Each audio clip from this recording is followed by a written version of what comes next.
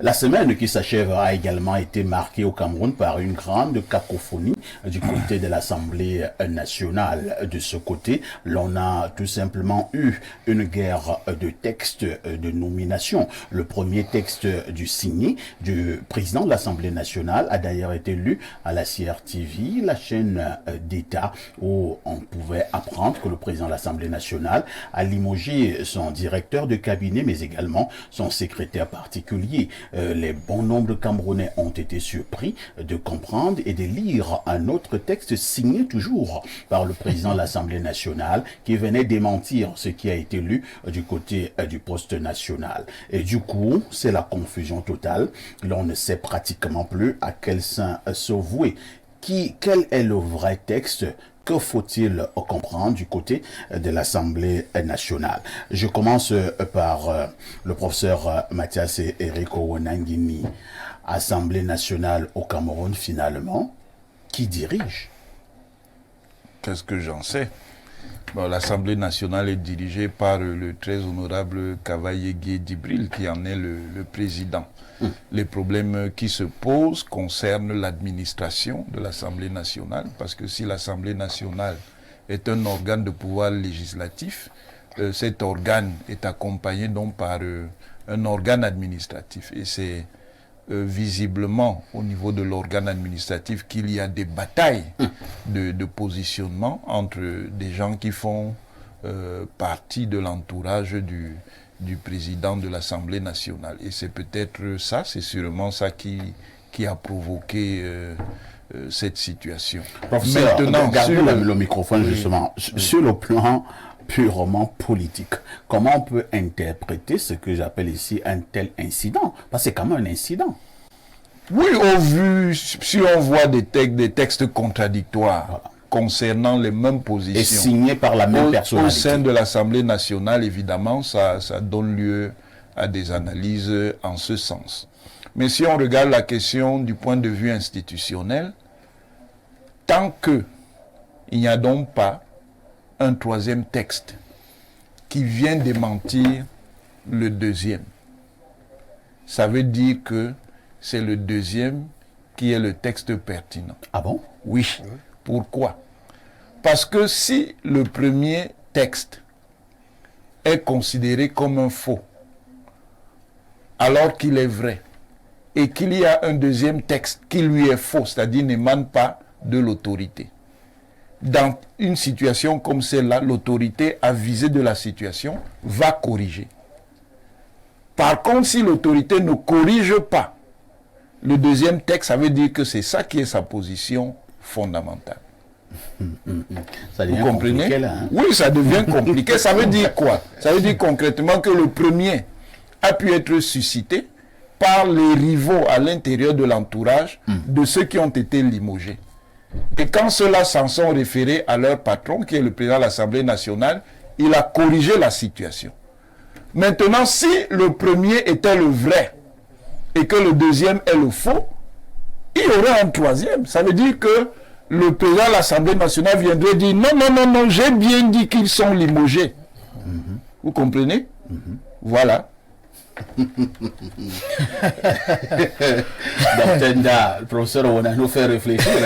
Apparemment, c'est une réflexion très profonde. Oui. Je vous passe comme la parole. À l'allure où vont les choses. Puisque de toutes les façons, apparemment, ça va donc dans tous les sens. Du côté de l'hémicycle de Verdongois et Queuleux. Cette affaire est vraiment compliquée. Parce que quand je vois, voici les deux textes. Quand je vois les deux textes, il me semble que le premier est vrai et le deuxième est faux. Pourquoi est-ce que je dis ça? Vous êtes un expert en analyse textuelle. Pas un expert, mais j'ai une idée. J'ai une idée parce que quand vous voyez le deuxième texte, c'est scanné. Comment vous savez que c'est scanné? Vous regardez bien, même le bordure vous dit que le texte a été scanné. la signature, le cachet mais pourquoi donc depuis Attends un peu, ouais. je vais sur la logique du procès Mathias Rico Wanangini pour éviter donc justement toute la confusion. Peut-être parce que vous avez des atouts hors du commun qui vous font découvrir facilement qu'est-ce qui est scanné, une signature qui n'est pas... Tout le monde n'a pas les mêmes aptitudes pour couper le débat. Ouais. Pourquoi le président de l'Assemblée nationale ne fait donc pas une autre sortie pour venir effectivement dire que je réitère que c'est le premier texte qui est vrai, que monsieur, comment on l'appelle, Boukar Abdourahmane, qui était DIRCAP, n'est plus DIRCAP, que l'autre qui était secrétaire particulier n'est plus secrétaire particulier. C'est ça. Depuis le président de l'Assemblée nationale dans le silence. Moi-même, je l'attendais parler. On ne sait pas pourquoi. Mais comme le prof vient de le dire, ça nous donne une idée. Ça nous donne une idée de bataille interne.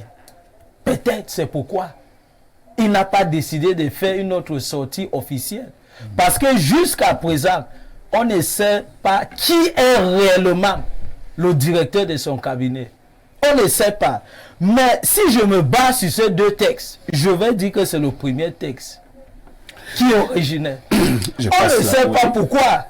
Je passe la parole à Pierre Bleriot-Niemek. Nous allons pousser la réflexion plus loin, avec l'aide tout à l'heure, mais aussi du professeur. Est-ce qu'on devrait prendre ce qui se passe à l'Assemblée nationale au premier degré? Il y a quelqu'un qui m'a demandé, Niemek, tu prends ton inspiration où? Moi, je prends mon inspiration partout. Les artistes savent, hein, quand vous êtes quelqu'un d'inspiré, moi, je regarde les films novelas. Ça vous étonne, non? Bien entendu. Et il y a un film novelas qu'on appelle Pearl, Precious Pearl. Et là-dedans, un papa qui était normal, PDG d'une grosse structure, se lève un matin et nomme le fils de sa ménagère PDG. Il se décharge de tout. Il limoge ses propres enfants. Il les déshérite. Tous ses enfants. Et il épouse sa ménagère. Sauf que ses enfants se posent des questions. Qu'est-ce qui se passe? Qu'est-ce qui se passe? Effectivement, voilà la situation. Kavaye Gueye Djibril est pris en otage. Ah bon? Il n'a même pas évoqué cette situation à l'ouverture de la session parlementaire. Le professeur Onang, il fait une analyse technique. Et le concerné n'a même pas évoqué. Donc tout peut être faux. Les premiers textes faux, le deuxième texte faux, tous les textes faux. Il n'a même pas évoqué. C'est comme s'il y a des gens en face de lui qui disent quand tu vas parler, on va rentrer. Tu sais que toi, tu vas ça. Non, parce que ça ne se comprend pas. Je dis, il n'a même pas évoqué que récemment, il y a une situation qui me concerne. Il va vous dire que c'est un problème interne. Non, ce n'est pas un problème interne. Ça ne concerne pas la République. Non, ça concerne la République et les textes ont été lus sur les antennes de la République, un organe public. Donc ce n'est pas son problème. Il est pris en otage. Il faut peut-être que quelqu'un aille savoir qui a pris le président de l'Assemblée nationale en otage. Maintenant, celui qui devrait aller savoir, on dit que lui-même aussi est pris en otage. Je savais que c'est là où il a dit. Bon, qui devrait aller savoir? Maintenant, celui qui devrait aller savoir pourquoi son pan est en otage, paraît que lui il regarde tous les télé en otage. Monsieur Niemek regarde tous les télé. Conséquence, parfois ici, nous sommes dans un pays d'otages. Les gens sont pris en otage de part et d'autre. Je le dis en riant, mais tout le monde sait que les gens sont pris en otage. Parce que même au niveau national, au niveau exécutif, vous avez des situations qui ne s'expliquent pas. Vous ne les comprenez pas. Mais les gens disent que ça se passe souvent. Il y en a qui soupçonnent que ça pourrait être le président ou pas lui-même. Finalement, qu'est-ce qui va se passer? Il faut faire très attention. Parce que les signaux que nous envoyons au monde nous reviennent quand même. Le Cameroun était un pays respecté. L'Assemblée nationale a existé longtemps avant que le Sénat ne vienne. On n'a jamais vécu cela. Ce qui est en train de se passer, et mon adage ne va pas changer. Il ne faut pas trop durer à la chasse. Voilà, si le jour vous surprend en brousse, vous pouvez être perdu. Kavaye Gueye Djibril est député depuis 72. Même si c'est l'amour que vous faites à quelqu'un et que ça dure trop longtemps.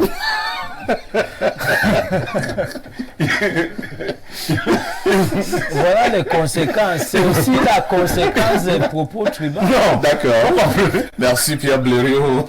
Je vais passer la parole à Jean-Pierre Sommet. Pierre Blériot, il anime le plateau ce dimanche.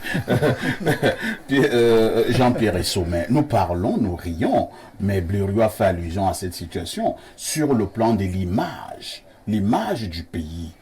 Est-ce que c'est sérieux? Est-ce que notre Assemblée nationale se gère dans la rue? Le problème, ce n'est pas les actes qui sont posés. Lorsque ces actes sont posés, qu'est-ce qu'on fait après? Après, vous allez constater que la même personne va rester là et va continuer. Ce n'est pas le premier scandale qu'on a au niveau de l'Assemblée. Et ce scandale vient démontrer que le président de l'Assemblée ne maîtrise plus son instrument. Moi, je dirais peut-être qu'il a eu pour habitude peut-être de déléguer tout son travail, peut-être que sa signature même, c'est un de ses agents qui... Certains de ses proches collaborateurs ont sa signature qu'ils peuvent apposer sur les documents comme ils veulent. Et ils sont en ce moment en train de... En préparant l'émission, j'ai d'ailleurs eu ce genre d'informations. Bon, pour certaines raisons, nous ne l'avons pas évoqué. Ce n'est vraiment pas la première fois. Il y a eu d'autres textes qui sont sortis là-bas à l'Assemblée nationale. Ce n'était véritablement pas Cavaille qui avait signé. Voilà. Alors, toutes des choses comme celle-ci peuvent arriver dans un pays. Mais c'est ce qu'on fait lorsque ça arrive qui est important. Qu'est-ce qu'on va faire? On n'a rien faire. Ah bon? On va faire quoi? Vous pensez qu'une situation comme celle-ci, le président de la République du Cameroun ne devrait pas chercher à voir un peu plus clair? Nous avons vu le scandale du stade là. Le stade de Lembe, là où le Cameroun a été... Là, on a eu honte à tous les niveaux. Et pire encore, il y a des gens qui sont morts. Qu'est-ce qui a été fait? Donc, quand on arrive à atteindre ce niveau-là de désinvolture, de laisser faire, on ne peut que regarder. Et c'est normal que ça arrive. Professeur, parce que lorsqu'on a quelqu'un d'un certain âge à ce poste-là, qui a passé autant de temps avec tous les scandales, si on n'a rien fait, c'est normal que notre scandale arrive. Et après celui-ci, si ceux qui l'ont essayé de limoger sont même fâchés, peut-être qu'ils vont encore poser des actes plus graves que ceux-là.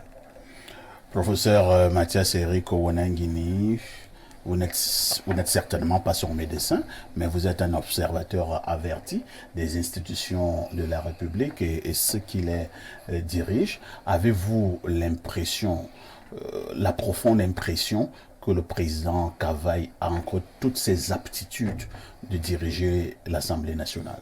Vous avez vous-même répondu à votre question. Je ne suis pas médecin, je ne suis pas habilité à l'examiner pour savoir quel est son état de santé. Soyez sérieux. Non, vous pouvez voir quelqu'un. Non, attendez. Ça, ce sont des spéculations. Oui. Celui qui est chargé d'établir l'état de santé le fait sur la base d'une compétence agréée. Je ne peux pas juger. Ceux qui savent votre niveau de connaissance ne peuvent pas imaginer que vous n'avez aucune connaissance. Je n'ai aucune compétence de médecin. Et même les médecins peuvent manger. Parce que les médecins d'Ali Bongo... Ça, c'est un autre problème. Je dis donc Cavaille et Ali Bongo qui va mieux. Laissez-moi parler. Entre Cavaille et Ali Bongo qui va mieux. Laissez-moi parler. Donc, je ne suis pas médecin. Donc, je ne peux pas faire ce travail. Je dis donc que pour l'instant, à ma connaissance, ce sont des spéculations. Par contre, ce que moi je sais, c'est comment les états-majors fonctionnent. Dans le fonctionnement des états-majors, il y a des procédures de routine. Ça veut dire quoi, les procédures de routine? Ça veut dire qu'il y a des moments où l'appareil doit fonctionner alors que le chef n'est pas là. Donc, pour que les choses ne soient pas bloquées, il y a des mécanismes qui permettent effectivement que ça continue. Il y a des mécanismes bien réglés pour l'utilisation des signatures. Si vous les utilisez alors que vous n'avez pas eu l'autorisation, on va vous taper sur les doigts. Vous comprenez? Bon, pour revenir donc à ce cas, ce qui est clair, c'est qu'à l'intérieur du cabinet du président de l'Assemblée nationale, il y a des tensions entre des groupes qui se disputent l'utilisation matérielle, je dis bien matérielle, du pouvoir qui est celui du président de l'Assemblée nationale. Et Comment on le sait? On le sait parce qu'effectivement, deux textes contradictoires sortent du même appareil. Mais comme je vous ai dit, tant que le président de l'Assemblée nationale, parce que l'affaire est donc déjà publique, qu'on la considère comme un scandale ou pas, c'est une affaire publique qui interroge donc sur les mécanismes de fonctionnement de l'Assemblée nationale. Le président de l'Assemblée nationale est concerné parce qu'il a des devoirs. Il a des devoirs. Il est concerné par la situation. Il faut donc qu'il montre donc clairement quelle est la bonne orientation à suivre à l'intérieur de l'Assemblée nationale. En un mot comme en mille, on dira donc que tant qu'il n'y a pas un troisième texte c'est le deuxième de l'Assemblée nationale, c'est le deuxième qui a... C'est le deuxième qui vaut. Parfois, ici, attendez, c'est le deuxième qui vaut. Puisque sur les deux textes, il y a sa signature, sauf maintenant à démontrer que le deuxième texte est un faux. Oui, c'est... Voilà. C'est seulement si vous démontrez que le deuxième texte est un faux que le premier va valoir à l'occasion. Mais comme il y a déjà une situation de confusion, au plan pratique, au plan de l'opportunité, il faut clarifier la situation. Ça demande donc de sortir. Sortir, ce n'est pas nécessairement faire un troisième texte. Ouais. Si le deuxième est bon, c'est simplement un communiqué, une communication qui permet donc à l'opinion publique ainsi qu'aux autres institutions de savoir de quoi il en retourne. Et c'est l'hypothèse que j'ai développée. Peut-être que le professeur Onangini n'a pas eu accès aux deux textes parce que le deuxième est un communiqué, malheureusement. Non, il y a aussi un texte. Il y a un texte accompagné d'un communiqué. Parfait, ici. Il y a un monsieur qui raconte qu'il est le fils du chef de l'État. Des gens disent qu'il n'est pas le fils du chef de l'État. Est-ce que le chef de l'État a dit que ce monsieur était son fils ou qu'il n'était pas son fils? Il a renvoyé dos à dos les deux camps. Sauf qu'en l'occurrence, il n'y a pas de texte. Non, si le fils en question, ou supposé, était venu avec un acte de naissance, dit que bon, voici, comme on dit, voici l'acte de naissance, je suis le fils de tel et de tel. Et que cet acte-là n'était pas vrai, là, il y aurait un vrai problème. Non, ce que je veux faire remarquer ici, c'est que Kavaï est un élève du chef de l'État, mais lui, il fait mieux. Quand il y a deux textes, il les renvoie dos à dos. Chacun reste avec son texte et lui, Kavaï, n'en parle. Entre-temps, donc, au niveau de la direction, au niveau de l'administration de l'Assemblée nationale, que faisons-nous? Du cabinet de l'Assemblée. Bien sûr. Non, qu'est-ce qu'on faisait avant? On faisait des choses de famille là-bas. On continue à faire les choses de famille. On appelle donc qui dire cap et qui est... Non, parfait ici, suivez bien ce que je viens de dire. L'Assemblée nationale, le cabinet du président de l'Assemblée nationale réglait des problèmes de famille. Il n'y a pas que les gens de famille. Il n'y a que les gens de famille. Non, désormais. Parce que le DIRCAP sortant a pris la parole entrant. C'est à cause de ce qu'il avait dit qui a généré cette situation. Et comprenez l'excitation de mon frère du Nozo parce qu'en fait, le DIRCAP sortant entrant avait dit en public qu'il allait enlever tous les anglophones qui sont à côté de Kavaï et il allait faire... On a donné à vos fils. Voilà. Ce qu'il a dit. De toutes les façons, c'est une situation que nous allons donc continuer à suivre avec grand intérêt. Je pense que l'opinion veut savoir qui est le véritable DIRCAP et le véritable SP en ce moment. Et je pense que la thèse du professeur Mathias Onangini peut tenir. Et il n'y a que le président de l'Assemblée nationale, peut-être pour venir trancher ces débats en écrivant un autre texte. À tout de suite pour la dernière partie du programme.